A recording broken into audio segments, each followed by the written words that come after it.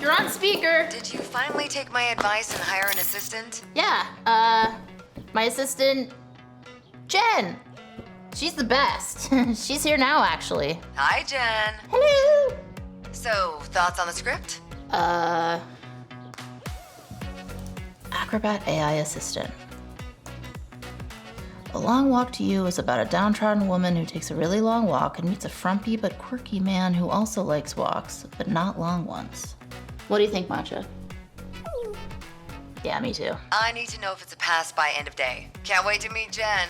Yep, busy day, bye. Sit.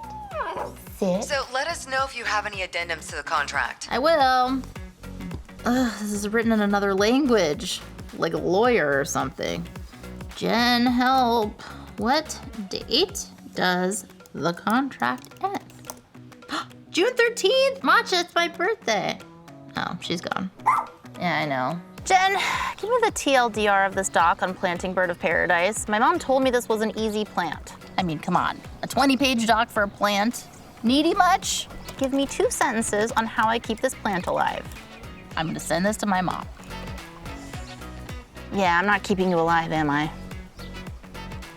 Nah, you're toast. I love using natural products like this tree bark cleanser, harvested from...